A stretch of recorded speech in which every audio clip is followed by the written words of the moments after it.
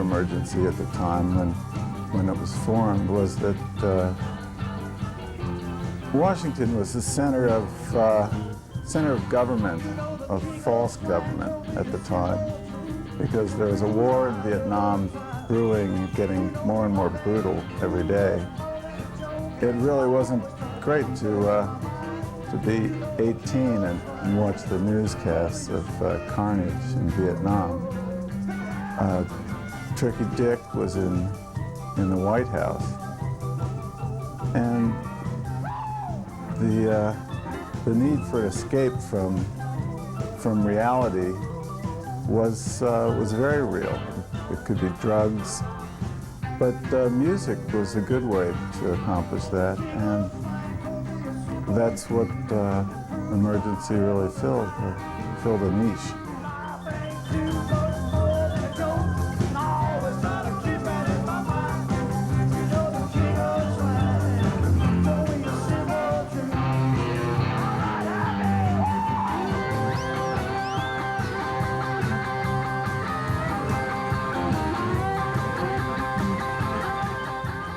There wasn't another place in Washington that was featuring rock music that featured national groups. So while places like New York had the Fillmore and the Electric Factory was in Philadelphia, in Washington there wasn't an outlet. So we got the benefit of that. So the places that were bringing in national acts were Blues Alley was around, I believe. The Bayou was there, but at that point they did mainly top 40 bands. I remember particularly when Renaissance did their first American tour. I saw this big ad in Billboard for their tour, and it listed all these huge Electric Factory and Fillmore type places and Emergency as they were part of their itinerary. I was very impressed with that.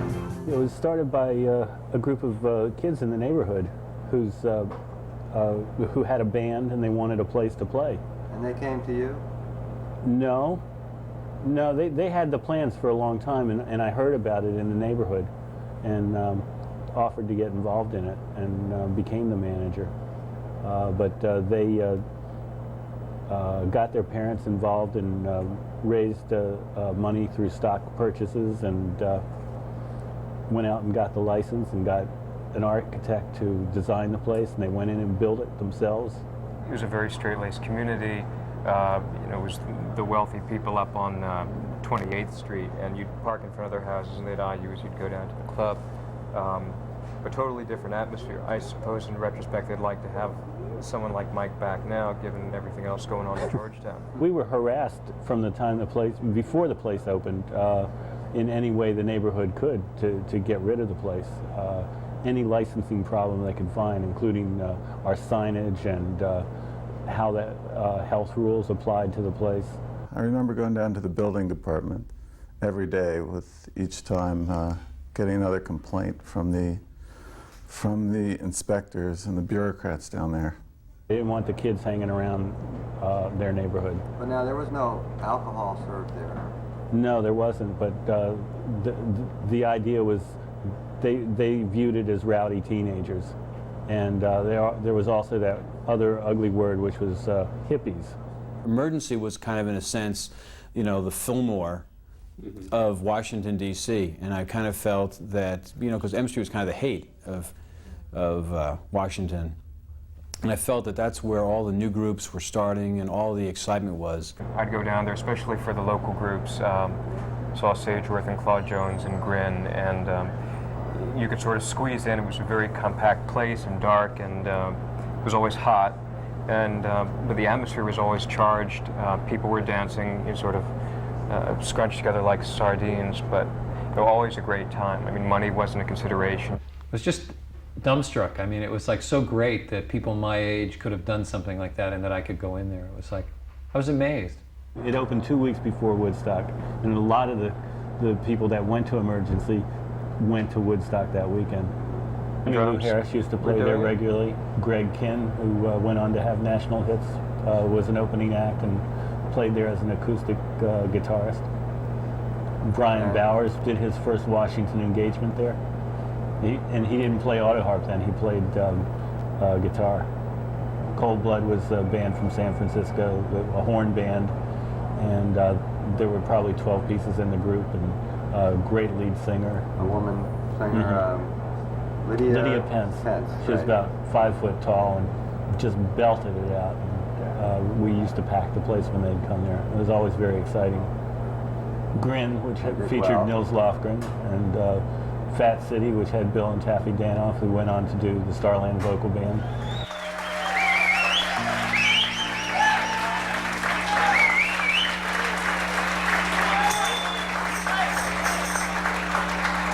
One of the biggest things we did, which was really like the coolest thing we could do at the time, was we played at a benefit at a club, no, at a church on Capitol Hill. And it was the beginning of, Keith Stroop called us, and it was the beginning of NORML, which was is still the national organization to reform marijuana laws. And we were asked, yes, but we didn't make it happen, did we? Cocaine has ruined drugs. Okay, so we did a benefit, and we were asked to do it because Fat City had a Fat City High School, and this was the Fat City High School fight song, which, okay. Yes. Okay. We'd like to dedicate this to the Virginia Governor Douglas Wilder, who was requesting mandatory drug testing for students. And I want you to know I'm all in favor of those as long as they're written drug tests. And I think that we could all do very well on them. LSDAT.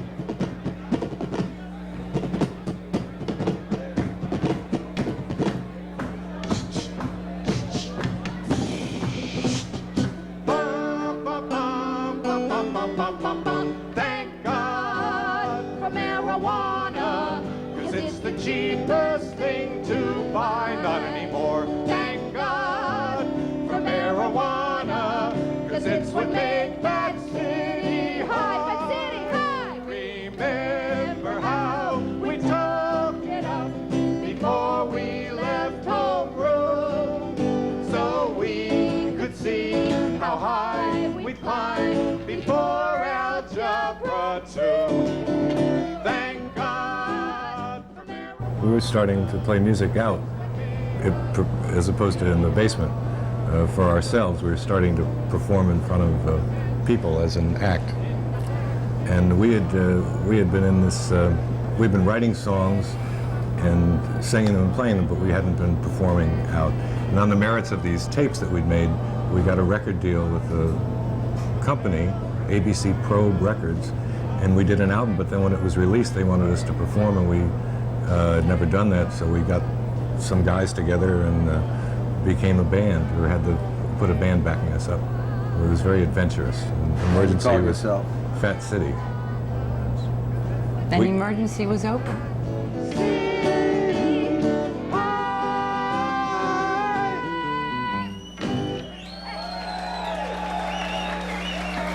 Sure, they always clap for that one. After we left Emergency, Not the same year, right?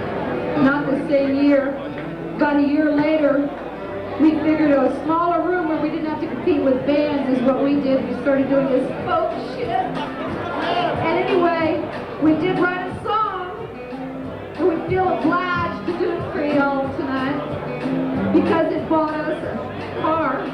They say that drugs lead to harder things. Well, for us, drugs led to a hit song and a Mercedes-Benz. Thank you, Jesus.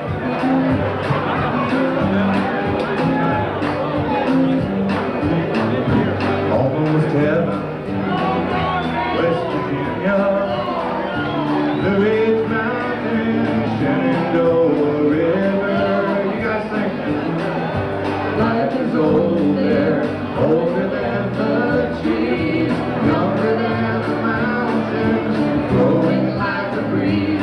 Country road, take me home. John Denver came in and saw us as a duo in Jamf, and I'd known him from when I worked at the Cellar Door as a lightsman. John was in the Mitchell Trio and stuff.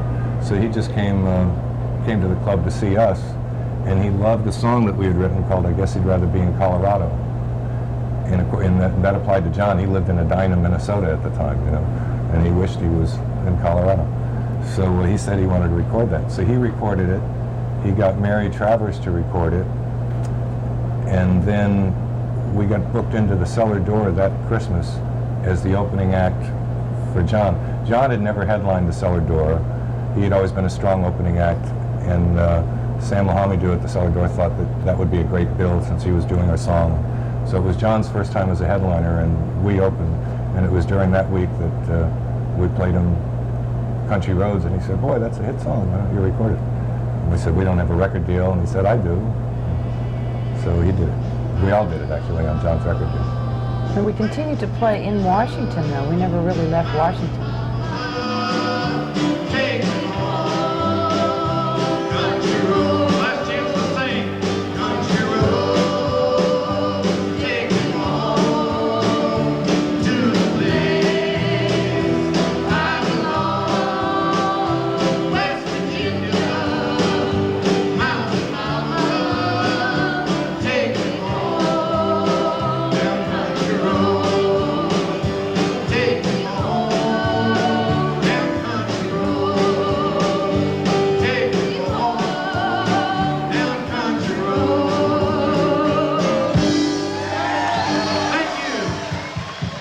When did the Starland Vocal Band start? Many years later. That was like 76. Well, in '74 we had a one record deal left with RCA, and Bill had written, at the end of '74, Bill had written Afternoon Delight, and we were going to record it, and he thought, well, let's get some good backup. Let's make it one last great shot, make it a great record. And we thought of John and Margot, and to hire to sing backup on the record of it. And then in his, brain workings one night and musings, he says, well, why don't we just have a group? I wonder if we could have a group with them. I wonder how it would sound, what it would be like. Because the thing about Bill and I is we wrote and we tried to please an audience. We knew what our limitations were in terms of vocals, because a lot of times we'd have to go out and it would be Bill, me, and a guitar, and we'd have to do a lot of fancy dancing to get people to pay attention to us. We don't have the greatest voices in the world. So the idea was just to keep people happy, I guess. Well, we couldn't really deliver what we were envisioning, you just didn't have the, whatever it was. Yeah, so we knew that, and it probably helped us. So he just said one night, why don't we just try it as a group? What would that sound like? Then we could have that original Mamas and Papas fantasy that we'd had.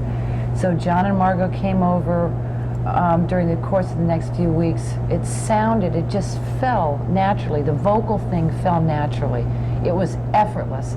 And that has a lot to do with our whole thing, the whole time. As hard as we ever worked on writing songs, it always seemed effortless, or it was never, I don't know. We eliminated things that just seemed like too hard, or they were headed the wrong direction.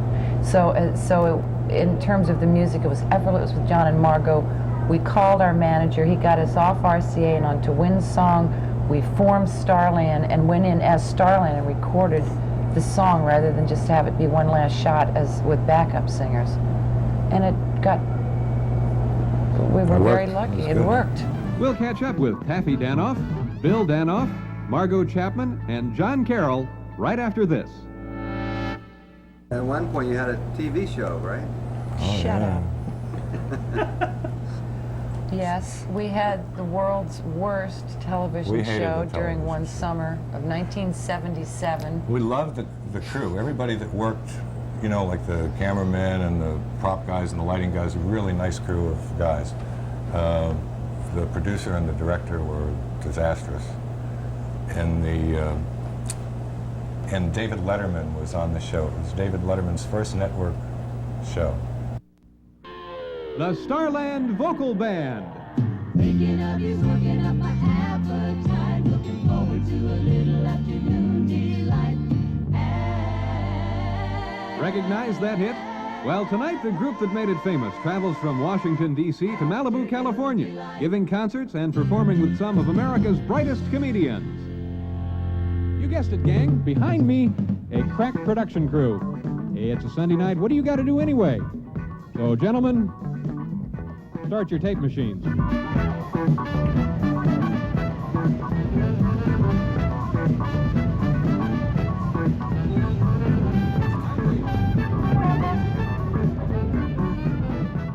We had been able to eliminate other things or just avoid other things that were, as we talked about things being effortless, this was the antithesis of effortless. Oh, they would dress you up silly. I mean, it was really stupid. The television, the worst thing about it was that they would just flat out lie to you. We'd have a big meeting and they'd say, oh, okay, yeah, we'll do that. All right, yeah, that's a good point. Yeah, let's do that. And then you'd get on the set when it's too late to do anything, and it's totally different. It's exactly what you didn't want, and the cameras are rolling, and it's too late to do anything about it. We're still at that point young. I mean, we weren't like Julie Andrews or somebody. We weren't going to throw the set into chaos or anything. You went along with it. Maybe you weren't. They would come up with these stupid outfits, man. They would try to dress her like Doris Day. I remember they filmed Afternoon Delight, and they had like a Greek sailing, you know, this Greek sailor's cap. The guy says, it needs some color. I said, well, it's blue, you know. He says, no, and they went and got a ribbon, like a red piece of red ribbon like you'd wrap on a Christmas package, and wrapped it around the band of the hat. And it was just stupid. You felt like an idiot, you know. It was too late God, to get out of it. We couldn't get out of it. We could not just walk. And we did have a clause or something that said we could approve these things before they would go on the air. We received the 6 shows in the afternoon, like an hour before the deadline of that you could approve them, you know, so it was calculated like that, so we couldn't say but anything it's okay. about it. We're glad you brought that up, Josh. Thank you. One of the fun things for me about Emergency was I remember trying to impress dates by entering through the roof. Where Chicken and Tom Guider would be up there with the light show, and they had that little trap door there, which is always fun in a snowstorm. But remember walking across the roof and you felt like 007 or something, you picked the right trap door, opened it up, popped down, there was this wild thing going on downstairs. The funniest thing that ever happened to me there, and one that I remember distinctly, was when Commander Cody and the Lost Planet Airmen were there. Billy Kirchen, who was the lead guitar player, was completely putzed. They all were. But luckily, George Frayne, the commander, was sitting down, so he couldn't really fall down unless something really awful happened. But Kirchner was in the middle of a solo, and his eyeballs were flying back, and his eyes were closed, and his chin was up, and he was in the middle of this Telecaster solo, and he tripped over his amp. And it was a little amp, and he went head over heels, you know, and hit the floor behind the amp with his guitar still strapped to his chest and the bottoms of his cowboy boots toward the audience, and continued to finish the solo. And Bruce Barlow or somebody came over at the end of the solo and picked him up, but I thought that was probably the most magnificent thing I'd ever seen on stage. I remember we were in the middle of the song, and it just felt like it was going real well. It was playing right, our pitch and everything of our voices was right, and it was so perfect I could swear I was hearing like overtones, and it sounded like violins and stuff, and I'm thinking, this is incredible. I mean, I've never heard anything like this. And we're going on, and I'm hearing this music, and I'm thinking, God, am I stoned? What is going on? And I look down, and there's this guy sitting there with a beret and a violin sitting at my feet playing on the stage. I couldn't believe it. Roland. Remember Roland? Yes, Roland was magnificent. That was one of my favorite things, because my head was going all these places. God, this is magnificent. It's like strings. It's like heaven. And sure enough, it was. There was the guy. It was Roland.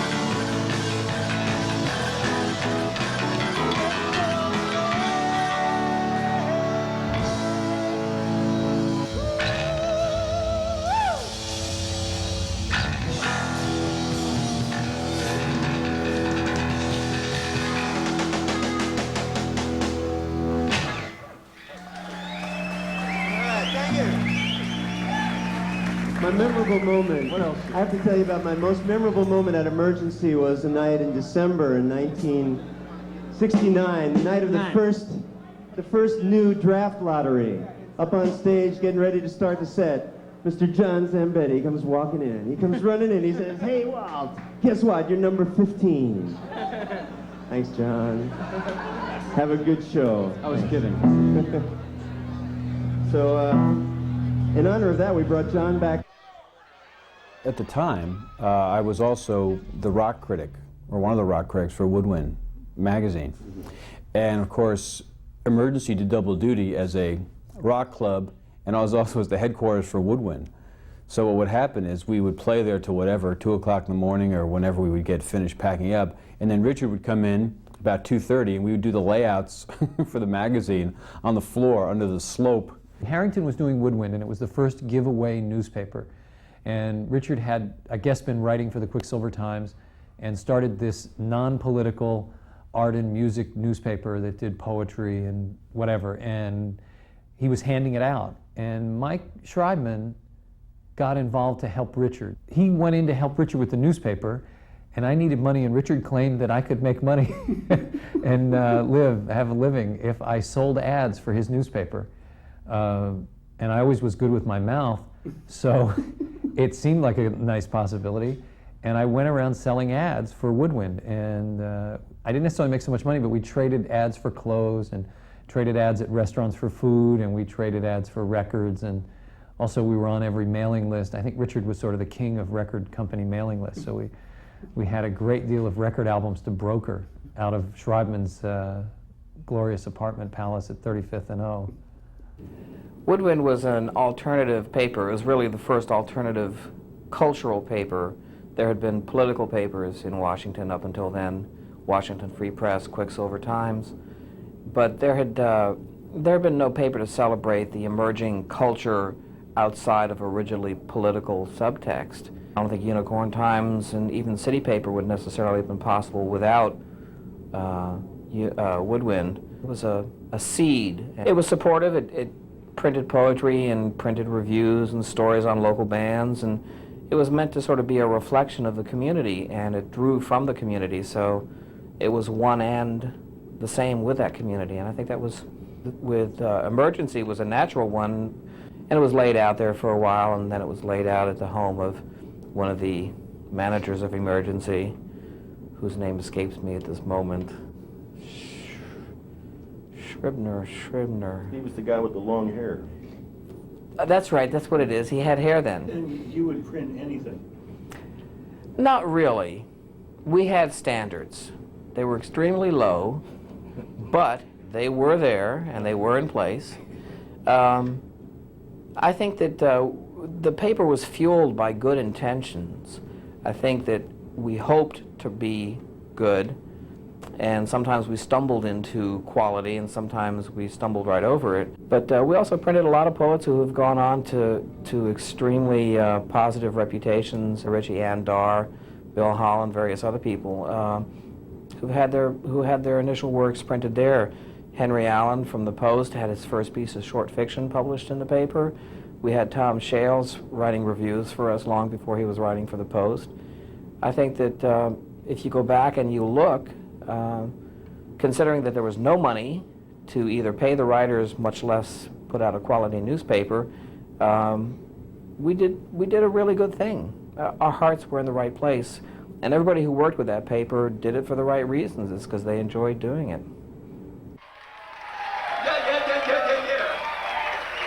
Yeah. And you all have to promise me something, right? You have to promise me something. And that's that I came down here from New Haven, and I didn't tell my bishop. Don't tell anybody I'm here.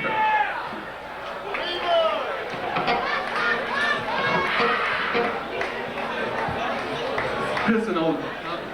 I guess all of them are old. There have been so many girls that I know.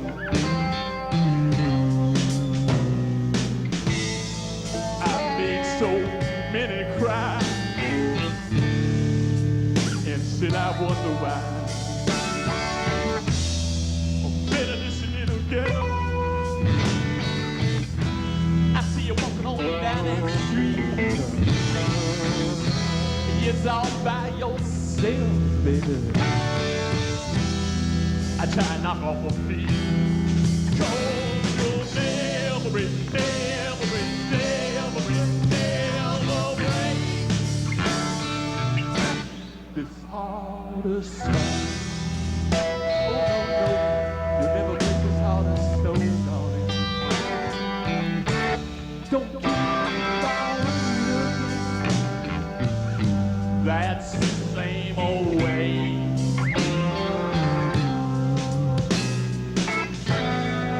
If you try anything, you're lonely, baby. Oh, better this little girl.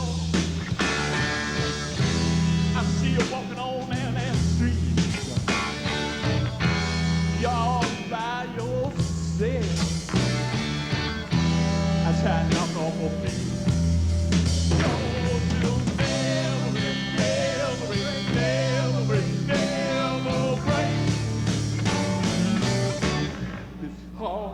Soul. Oh no, no, you'll never break this heart of soul, darling. Let's go ahead with this song.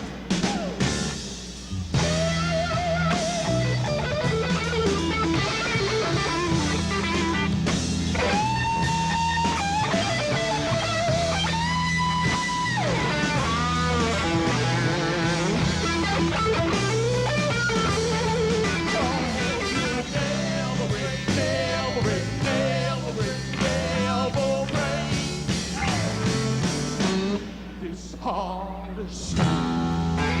Oh no, no, you never break this heart of stone, darling.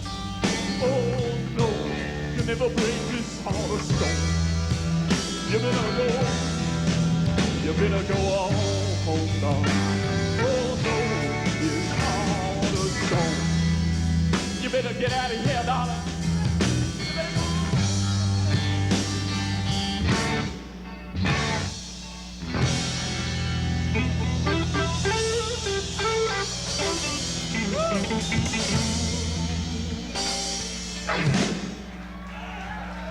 Yeah, all right, it's fun. And what I would like to know is what brought you both back to the emergency unit? For me, any chance to get back together and play would have been welcomed. What about you, Ross? Basically the same. You know, there was always sort of an empty feeling in this town because there wasn't a real focused central scene or a place to go like every week and see your pals, see other musicians, hook up. It took a little more work around here because we didn't have it because of the nature of this town or something like that.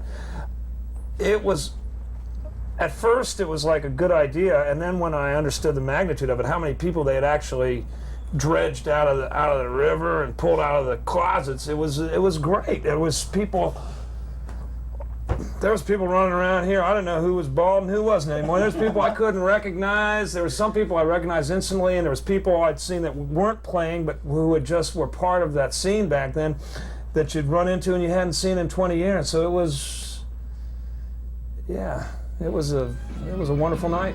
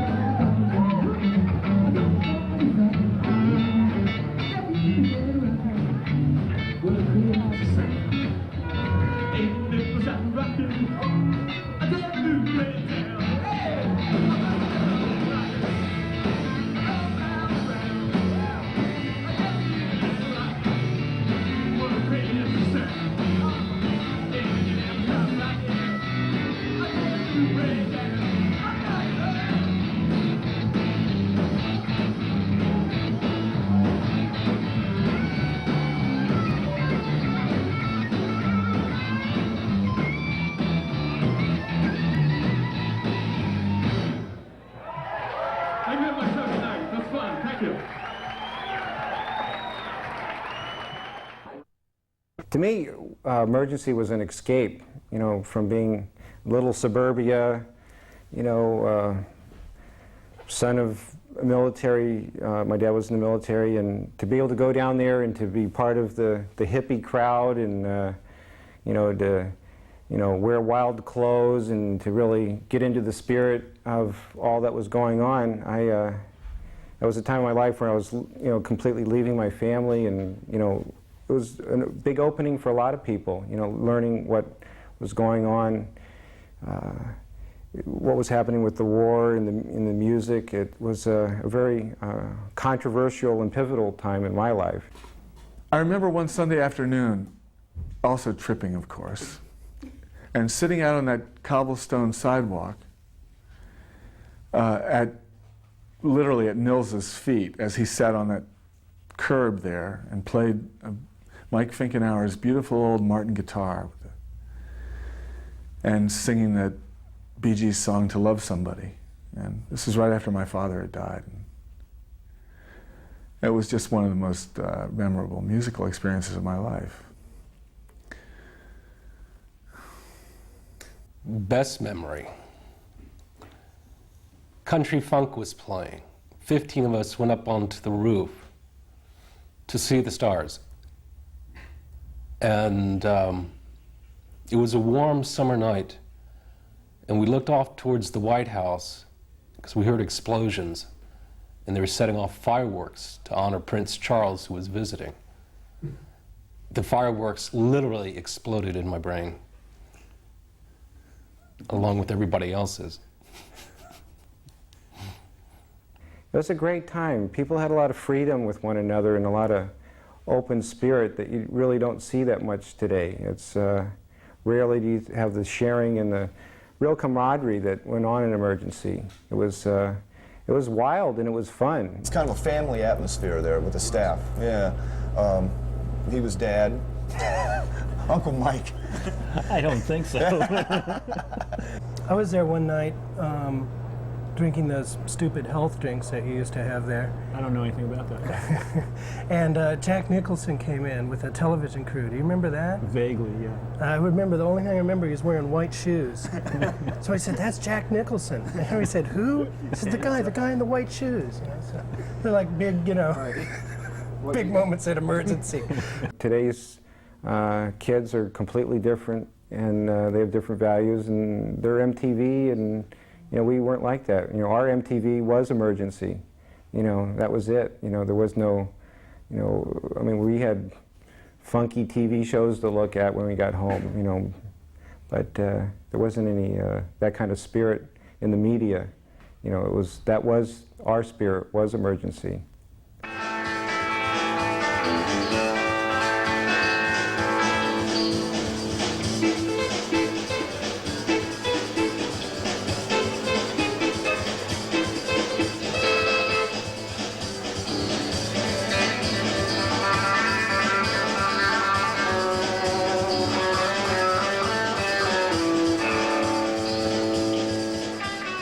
Still Rovin' was formed with Steve Neumeyer on bass, Louis Neumeyer. He was the bass player of Still Rovin'. When Louis left Still Rovin' to join Itchy Brother, Anton replaced him. So Anton was the second bass player of Still Rovin'. And Louis also couldn't hear, because Louis, as we speak, is on tour with Nils in Europe. But I remember the intensity of the Emergency because it was the first time we'd really played the types of engagements that were like concert dates, like we opened for Bob Seger and the Kinks, and I remember the intensity of the stage show, you know, and really powering out in front of a screaming audience, which I had never really experienced before Still Rovin' or before the Emergency. It was that type of intensity of the crowd pressing against the stage and us down in their faces driving, you know, the songs, you know. That's my memories of Emergency.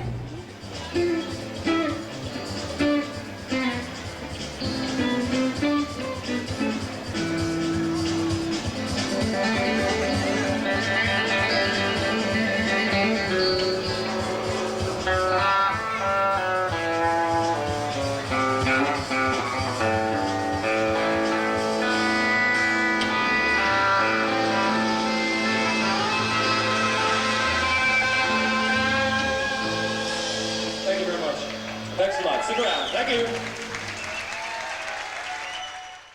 I came on the air at WHFS in July of '69. Emergency opened in August of '69.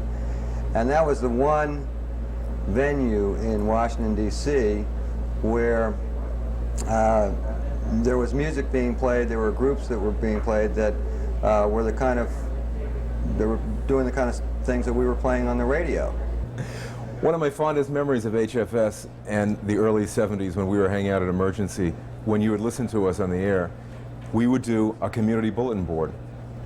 It might be 5 minutes long, it might be 7 minutes long. Now if you think in a term of 5 or 7 minutes now on the radio, it's a long time. But it would be like, Bill needs a ride to Rockville. Call Bill at 730, and we would go on and do that. A lost cat in Tacoma Park. The cat's Calico. If you see the Calico cat in Tacoma Park, call John. And we would very seriously do this and execute this, realizing that there were hundreds of thousands of people listening, and that's one ride and one cat that needed to be hooked up with somebody. The naivete of the early 70s, it's wonderful. It's great. Well, you guys were the stars. That's and right. I was this lowly all-night jock. Well, yeah, you came on at 1 o'clock and went till 6, right? Right. And then sometimes you, on Saturday nights, you'd stick around for a while. You'd stick around till 7 or 8. Oh, there was this time that, a matter of fact, I was sick as a dog. I went to the hospital because I walked in one night at 10 o'clock at night, right, and Surf's pulled some great stunts in his life. You know, he used to do his laundry, of course, on the air, because we were in an apartment building, you know, the Triangle Towers, Right. and Surf used to go swimming on the rooftop pool and then come in and dripping wet and do his show. And I swore one day he'd kill himself. He was going to electrocute himself, but he never did. But anyway, one night I come in at 10 o'clock and Surf says, "Oh, I'm dying. I'm sick. Please help me. I got to go." All right, so he leaves like at 10 o'clock, and I come in and take over and do the last 3 hours of his shift, do all of my shift at 6 a.m. Like, Right? 6 a.m., the guy who's on 9 the hours. air doesn't show up.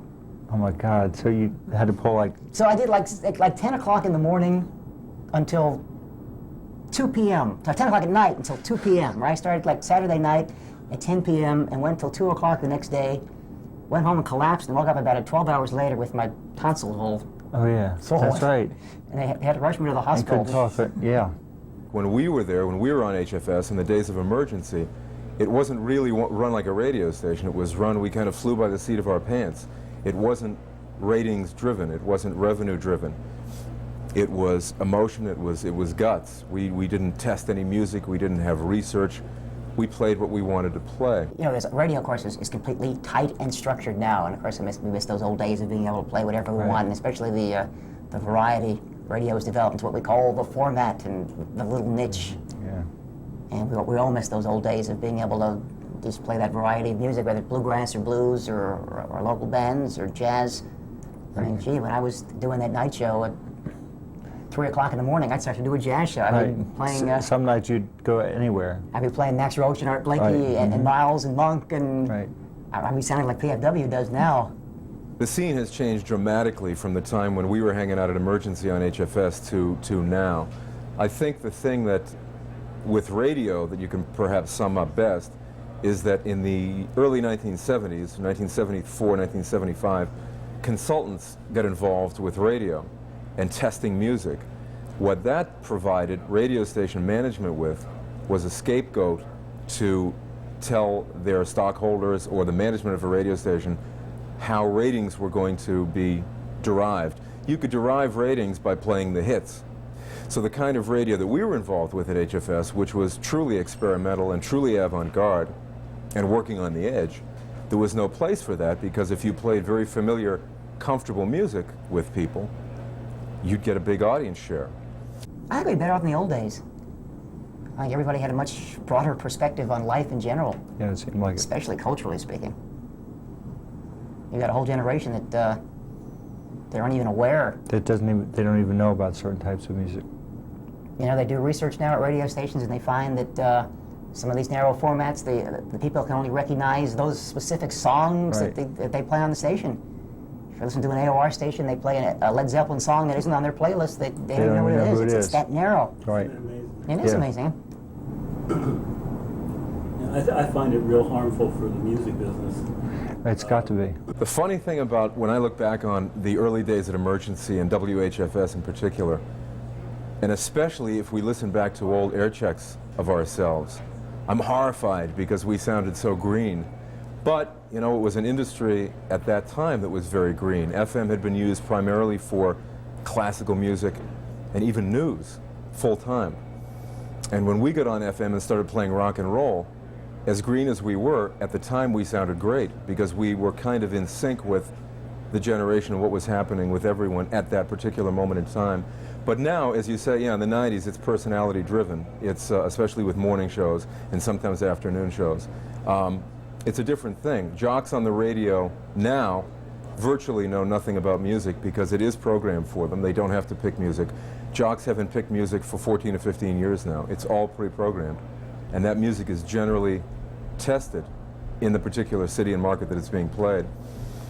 Which is, again, it's refreshing to have a show on the radio, even if it's a once-a-week thing, where you're playing local music or you're playing just avant-garde, new experimental music. We tried it with New Age music several years ago here in Washington. It didn't really work because I don't think we gave it long enough to work. But it's hard to change listeners' habits after 15 or 16 years of having market-tested music. It's great listening back to those old tapes of us on HFS, though. Ladies and gentlemen, the name of this band. Please welcome Kerrang!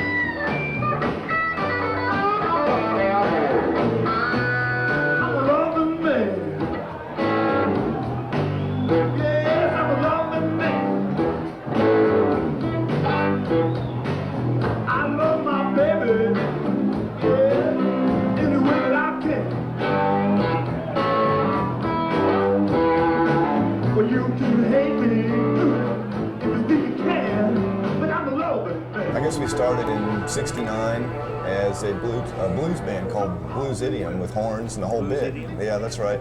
We did Chicago-style blues. We had a front man, played harp, and Jeff Richardson, who was in Crank with me, Bill Blessington, who later became, you know, a horn player in Crank, were in that band. And then after we broke that band up, it kind of fell apart.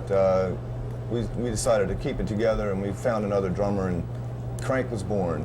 Who was the new drummer you found? It was Guy Gingras. We stole him from. Where did Guy come from? He was from. He's a rich boy from Connecticut, and he was a student at Georgetown University, and we kind of stole him, you know, and made him live in our commune with a 3-bedroom house with 15 hippies and children and cats and the whole bit. Where was this? Was it in Tacoma Park? Actually, no.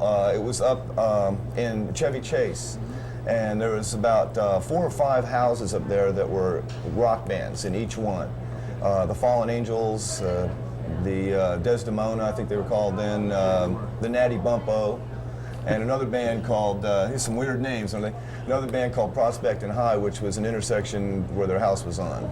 I ran into Johnny, the bass player, was living upstairs in this rooming house. You know, I think it was like $15 a month or something like that. It was just really, it was on Calvert Street, next to Calvert Street Bridge there. I think it's Duke Ellington Bridge now, maybe.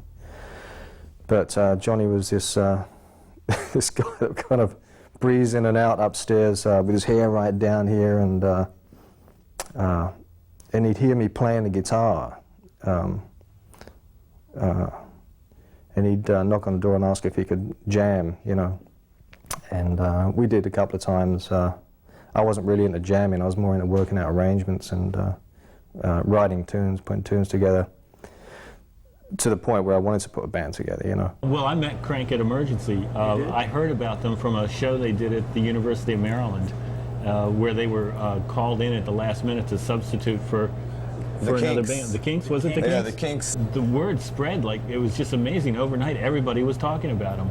So we booked them into Emergency, and the people at Emergency loved them, and eventually I became their manager. The first experience at Emergency was before it was Emergency. It was the Round Table. Yeah. Tell us about that, coming over to the States. Well, I was, let's see, I was auditioned,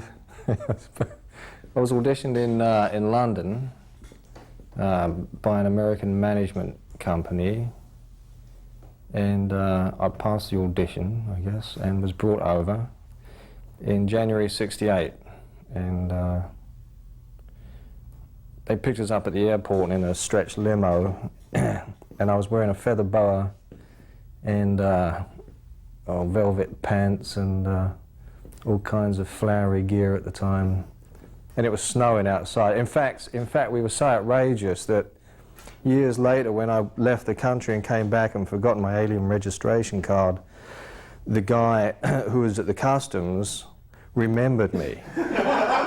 And this is millions of people have come and gone, you know, in that time. So we must have turned some heads at the time. Do you remember the first time that Crank played at Emergency? No, I don't.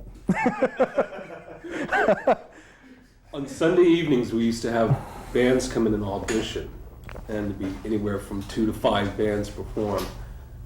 And you and Crank came in and performed on a Sunday night audition, and the next week we booked you for the weekend. We were totally blown away. Good.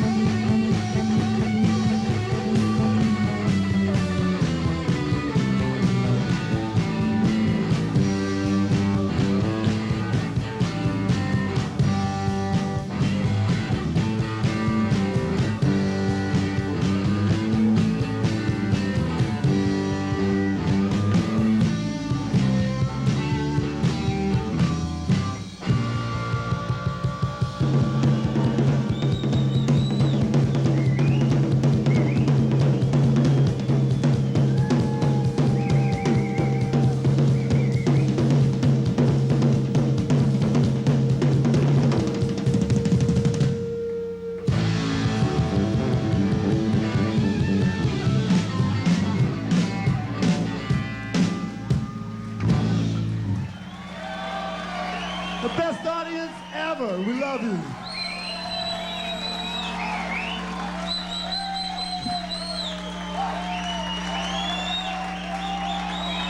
Thank you.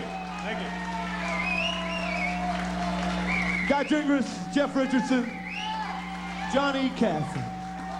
January '68, so things were still kind of rednecky, you know, down in DC there.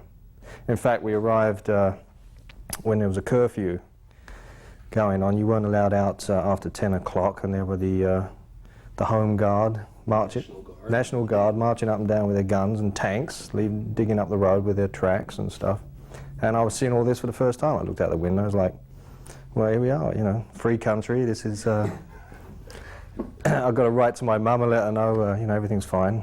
And I'm looking out over 14th Street, and there's a big glow, you know, over the city where they're burning it down. And yeah, so it's the beginning of my adventure that's still going on, really. And the Vietnam War was going on at the time, and those May Day riots were happening, and Claude and I got up at the ungodly of noon or something, and drove the truck down to Georgetown. And I remember as we got to within about a block of the club, we started seeing tear gas clouds drifting down towards where we were. You're getting choked up. And then I remember we parked the car near the alley in the back of the place, and there were demonstrations going on in full swing. And there was a line of people standing on that triangle. There was like a traffic island in front, more or less in front of the emergency. It was down a little bit. And there was a line of demonstrators there. And I remember seeing a DC cop sneak up behind them and then whip around in front of them and spray mace in their faces. And Claude and I immediately opened up the club. I think we had the keys. We had some special dispensation that day or something. But we opened up the club and started taking in refugees from this, you know, from this war, this civil war that was going on the streets of Georgetown. So for us, the emergency was not only a place to live and work and eat and take drugs. It was a shelter from the storm. I remember marching in the late 60s as much as I remember anything else. The moratorium. There were times when there were student demonstrations in town, and there were people on the streets that had come into town just to demonstrate, and they didn't have a place to stay. And we opened up the doors for people to come in and sleep on the floor if they want to. I remember one of those things when we woke them up with a Beatles song in the morning and fed them all donuts and orange juice. And there was a real friendly spirit among all the people that participated in the whole thing of emergency. I had a Volkswagen Bug then with a sunroof, and I picked up as many people and got them as close to downtown as I could, and run back and get more, and they were all piling outside. It was kind of classic, like a Keystone Cops kind of image. Only they didn't really look like Keystone Cops, I must say. The day of the Kent State Massacre, do you remember that? And we had a big date at George Washington University yes, with Manfred Mann, and all the students went on strike and demanded to be let in for free, and Michael succumbed to about 5,000 students. And you had to eat all this. It was in the cafeteria at GW. That was a great gig, too. It was fantastic. Free food for everybody. It just sounded good, and the bands were both good, and the audience was great. It was just an unfortunate day for Michael here. It wasn't one of my best days. There were cars burning out in front and tear gassing. Who set them afire? The students. That was a rough time. It was vibrant times back then. I remember you calling me in Detroit and saying that you were going to be a part of this event that was going to be, I don't know if these are the words you used, but historical. And at that time we had become friends and we were talking and communicating. And I knew what it was all about. And I wanted to be part of it. Well, as you know, I got involved in May Day. I wanted to do that gig. I just knew that that gig was going to be something. And it was amazing. And the thing that really made it amazing for me was that, they was so backed up from acts getting on. We were supposed to go on like at 3 in the afternoon or something, and because of the time schedule and the massive amount of people, you know, that we actually ended up going on at prime time. I think it was like 9 o'clock in the evening, and everybody was just revved up in the. And the other thing I remember is that we played horribly, and they absolutely adored us and loved us. I felt that we just played terrible. It was just so big and so massive and outdoors. But I remember that I can't forget it because somebody sent me a tape of it, that I did this speech about Nixon and the White House. I want to hear you say yeah! Yeah! All right, we're gonna make some music, all right. We're gonna make Mr. Nixon stay awake tonight.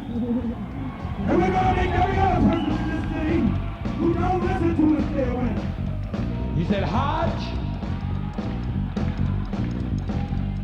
you're playing the wrong boogie song. Well, the fact is, friends, I was in no condition to argue with him. So I looked him in the eyes, and this is what I said. I said, lay it on me, boogeyman. Because if it's that good, I'm ready to go. And I learned this song. And some of you might know this song. Attention, this is the Metropolitan Police Department. No one has permission to remain until noon. Everyone is supposed to be leaving now. So what you're saying is that you may begin to arrest people now if they do not move on. Is that it? This is possible. Those who do not leave the area are in violation of the law and will be arrested. All those wishing to leave the area and avoid arrest will be given time to do so. So are y'all ready to boogie?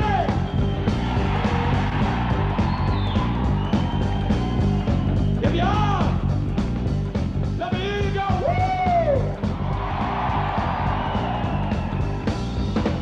All right, here we go. If you feel like getting up and shaking your booty, you do it. All right.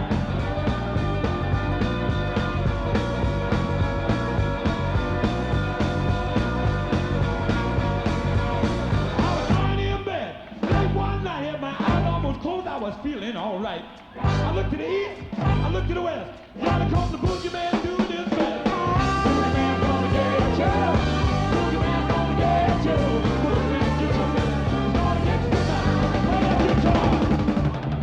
The adrenaline from the excitement and all that, just, I feel in retrospect, is what really got the crowd into it. And it wasn't really, we didn't really play that well that night. But well, I think that you really roused the crowd.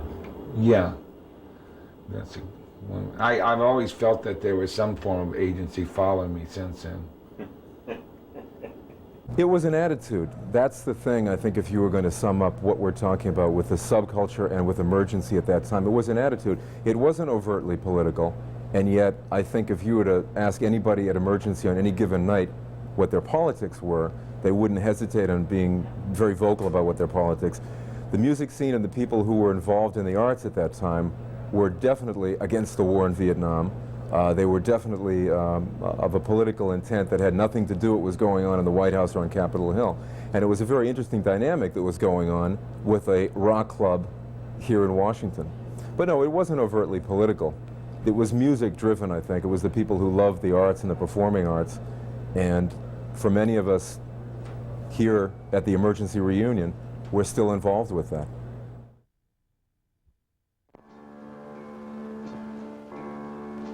The world of dreams tonight is mine.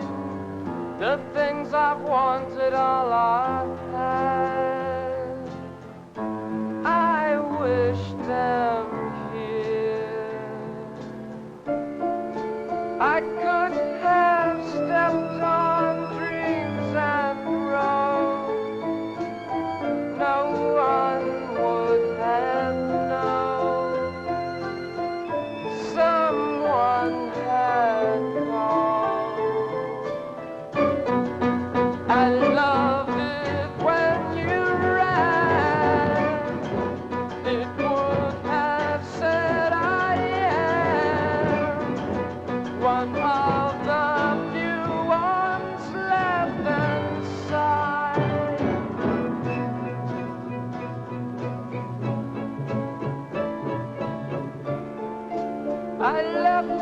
crowd to hold your hand, knowing all I knew, and not have turned. I could have stepped on dreams and roads no one would have known. Someone had called. I love it when you ride. It would have said I am one of the few ones left inside.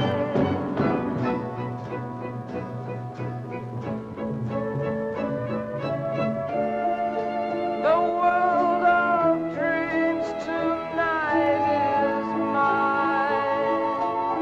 The things I've wanted all I have. I wish them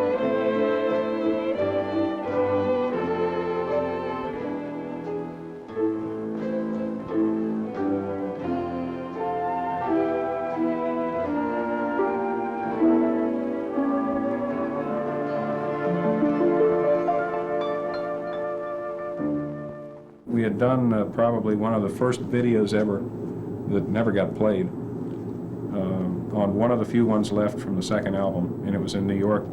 They filmed this thing. Yeah, they had us stand around because we can't dance, or wouldn't then, and they had us stand around and look different, you know. Psychedelic. We looked psychedelic. We did. Psychedelic. Yeah, we looked psychedelic. I was having flashbacks watching the film. You know, it was great.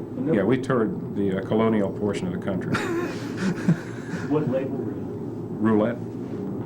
Laurie. Was that a good experience? Roulette was a bad experience. Laurie was a good experience. Laurie was the first one. We did 2 singles on Laurie. We got with Roulette, and I don't know why, but we did have 2 albums on Roulette, and 5 unreleased singles. They didn't do very well. Yeah, it was a period of great change. No, I'm not saying that to be funny. It was something building up to it. The change became more the norm than something new. And by the time the late '60s were there, everything was up in the air. Nothing was set in stone anymore. It was a pretty great time. It was very exciting. You didn't know which way things were going to go. Just wish we could have stuck around a little longer to be part of what has happened with music. Yeah. We sure had a good time at the reunion, though. Yeah, we did. Yeah, that was great. Oh, I just remember all the good-looking guys with the long flowing hair and the tight blue jeans, and just the great music, and just lots of dancing, and it was just a good place to go to be with your friends. A lot of cohesiveness and camaraderie, and just a lot of good times. Your buddies. I remember all the girls there. There you go.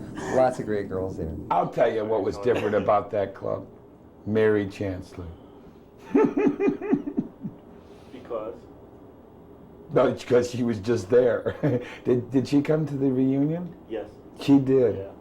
Does she live in Los Angeles still? In Santa Monica. I never ever see her. She lives right down the street. But I think of her. From John Zambetti. Oh, big deal. Oh, yeah? Wonder what happened to all this guy like Rocky Isaac and Spider Coomer and CJ and Ned Davis. Hi.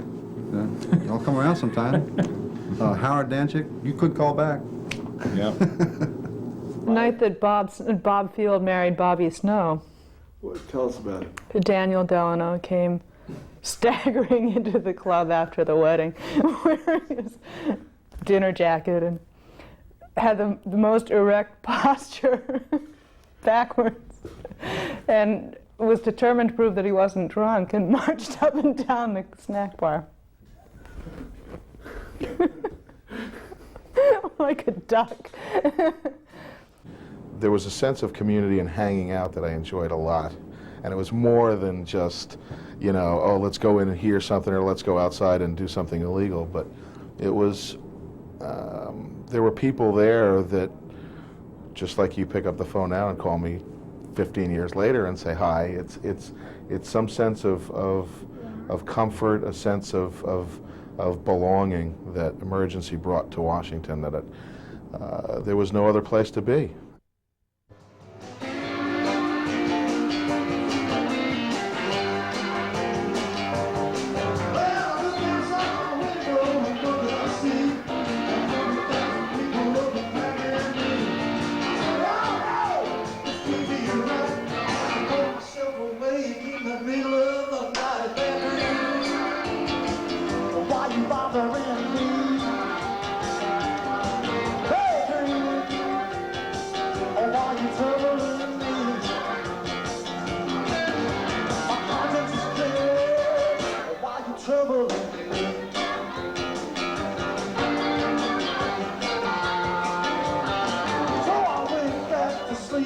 I found myself there in the middle of the ocean with my friend the polar bear. Polar bear was trying to tell for me and myself, cause my friend the polar bear, he swam off to look for help there. Why you bothering me? Claude Jones started because a number of people left St. John's College in Annapolis. There was a trio, and they added Joe Triplett as a singer. They called Franny Day one day and told him he was late for rehearsal. That made it 5. Added Mike Henley, John Guernsey, then road crew members and what have you became Red House Rhythm Section. And all during that time we were working and living out of 3717 Military Road, known as Little Gray, in comparison to Big Pink. And we would sit on the porch watching the commuters line up at the light at Military in Connecticut, laughing at them as we ate our brown rice, and they of course were laughing at us, the only hippies within the metropolitan area, so they thought. And we just couldn't live there very much longer. Found a farm in Warrenton, told, Connie and I used to go out as a man and wife looking for houses, telling nobody that we happened to have 9 children, all of whom were over 21, and we finally found a farm in Warrenton, moved out there, and during those years we were playing a lot at the Emergency and had to drive an hour each way to get to the Emergency. Were they happy to find out about your kids? Yeah, the guy who owned the farm turned out to be much more accepting of 9 hippie musicians than we ever would have thought. Or than the entire community out there. Yeah. We used to, we got a good bit of press, and it added great legitimacy when suddenly we discovered the Washington Post considered this to be a valid profession to be in, and it worked. It's a 150-acre farm, a mile and a half of the Rappahannock River as its border. Joe Triplett from the band made a great treehouse for himself. It was a real nirvana spot. One of the anecdotes I remember, I didn't actually live on the farm. I had an apartment in Tacoma Park in a house, and would come out and visit and take care of the band's business in town. And one day we got a call from a guy named Mylan Melvin, Mimi Farina's brother-in-law, who said, would you mind putting up a bunch of us who are coming across country doing these concerts? It turned out to be this thing called the Medicine Ball Caravan. When they drove into Warrenton and to the farm, they were in buses with Viet Cong flags and signs that said, we've come for your daughters. And a bunch of us, was probably more than 100 people, who came to the farm, pitched 9 11-foot-high tie-dye teepees down by the river, had a film crew, Francois Reichenbach, French film director. Yeah, they were attended by the hog farm. You had a hog farm, wavy gravy, I mean the whole shtick. Well, I remember the day everyone went skinny dipping at a neighboring farm. I still have those 8mm films, by the way. Right. Yeah. Right, you sent out Christmas cards with those things. And they did a large show on the square outside the National Archives, where there's currently a skating rink. And the first time I ever saw Alice Cooper, who was in La May, that outrageous show, Hot Tuna, and that was all part of the Medicine Ball movie, which was being backed by Warner Brothers. And the album, which was one of the biggest flops along with the movie in the history of Warner Brothers Records. Is that right? Yeah. How many didn't sell any at all? They sold a few, but the one neat thing was they left their truck with the band, and this truck was the size of an Allied moving van with like an old Hudson cut off at the top on the roof of the trucks, and I remember John Hall left it parked on the street in Tacoma Park, and it got impounded. And I had to go, I don't know if Keith was with me, to the police in Tacoma Park and get this truck out. Number one, there were weapons in the truck, which the police had found, you know, bows and arrows, maybe a crossbow or two, maybe some phosphorus grenades, I'm not sure. And we didn't know how much marijuana might have been in the truck when it was confiscated, so it was a hairy time.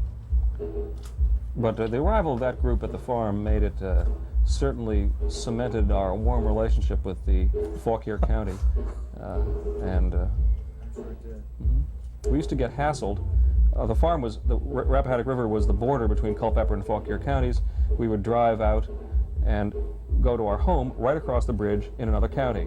Fauquier, town of Warrenton, would get us with great regularity once a week at 3 in the morning for our lack of county tag on our license plate, because we weren't residents of that county, but our mailing address and our licenses were all Warrenton. So they'd hassle this bunch of hippies if they just had nothing else to do. And then we'd 3:30 in the morning drive on across the river to our safety of Culpeper County. And it was always the privates or something who were pulling duty that late at night, wasn't it? Yeah, cheap thrills. Right. Cheap thrills. We spent a fortune in that town. This was 10 people who ate like 10 people, and it was a commune, and if anybody wanted something, we'd add it to the list of things to buy that day. And the money just came in, went right out to Warrenton, and still they didn't like us very much. Even though that you were supporting the county by buying all the food and paying all the tickets. Right. It didn't help at the time either that Reggie is black, and that there was this commune, and I don't think that He's still black, isn't he? He's still black, and where is Reggie today? I do know that he's a samurai warrior. Yes, Reggie has become a samurai. You've seen his swordplay.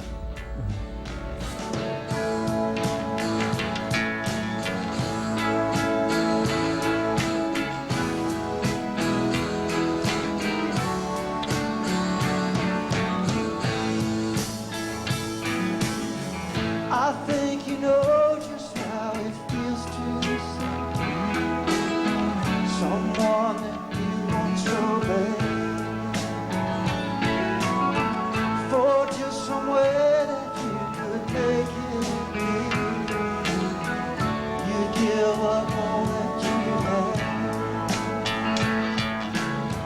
but when you look into her eyes, no reflection you see, no love light glowing there that you hope there would be. And it's a hard lesson to learn, my friend, a hard lesson to learn. Sometimes you're gonna get what you want, sometimes you're gonna get burned. I drifted into the notion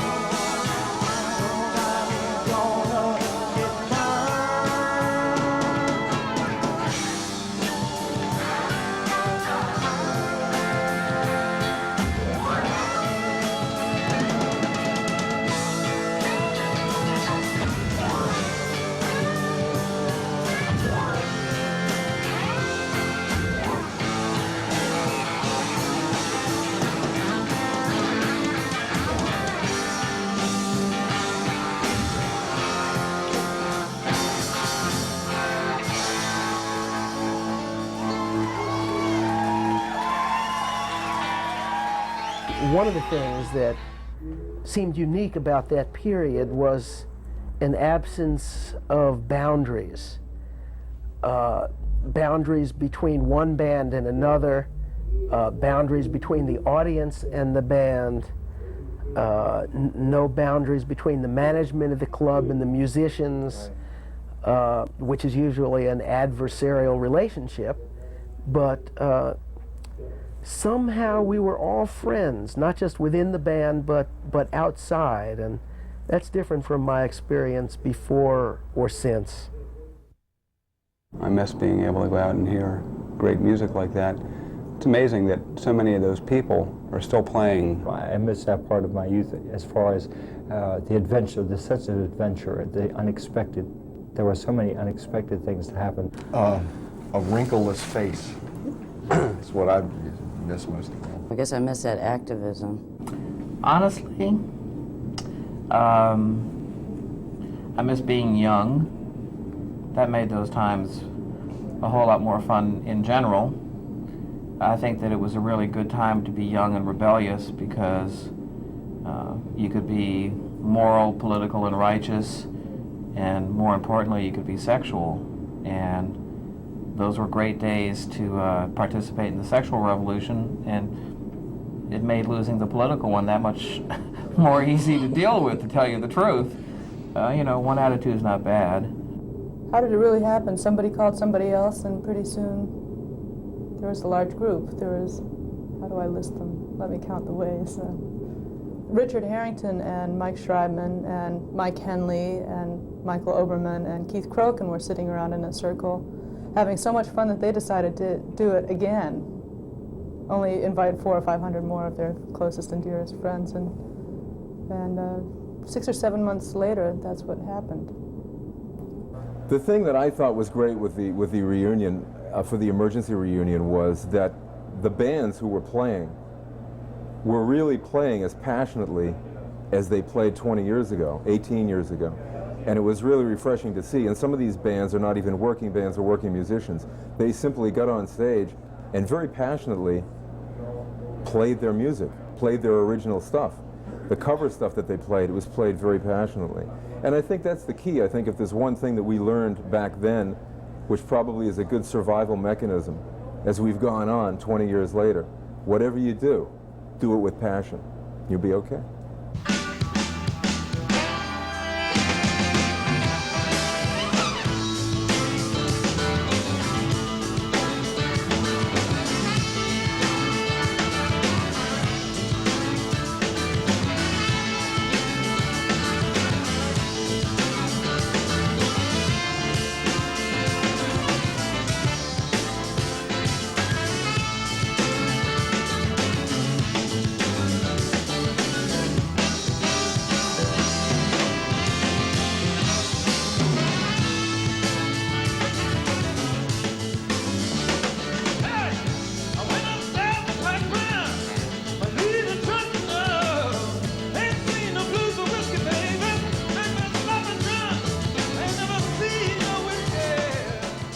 Why not call it what it is, which was sex? I mean, in those days, if you caught something, you went to the free clinic up the street, and seriously, it wasn't fatal, it just burned, and that was it.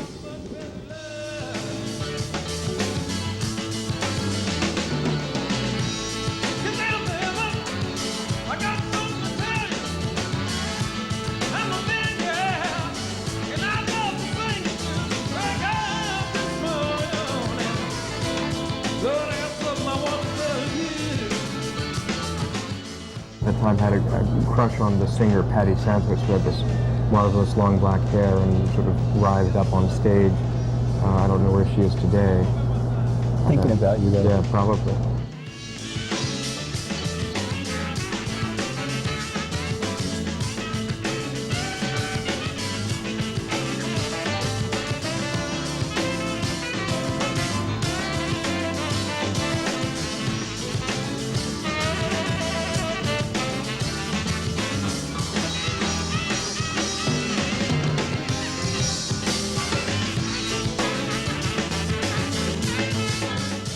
That's the bad news. Neil's good to be here. The good news is Barry Richards couldn't make it. Hey, what the hell, we're all here.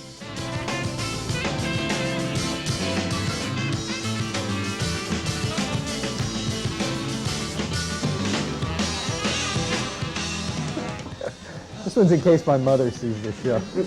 I don't want her to have any self-respect.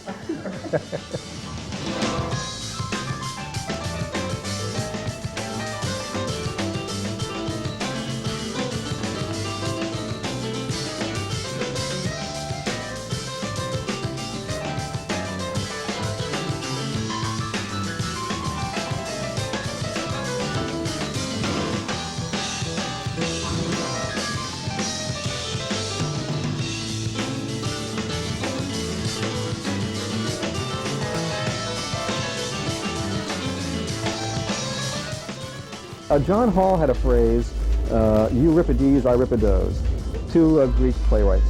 And the drum kit was laid down on this large Persian carpet, folded four things over, and then the drum kit went down on it.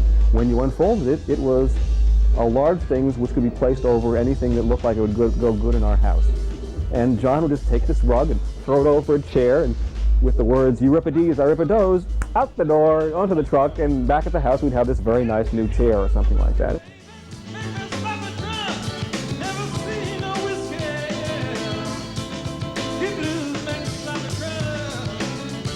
But I did a review of Claude Jones, and I really thought they were great. But the headline writer at the Star was this 50-year-old guy with a green eye shade, you know, who worked another job and just did overnight headlines. It wasn't mine, but just the story. But the headline was that Claude Jones better than Beatles. That was a headline? I had to live with that for a few years. That's a good one.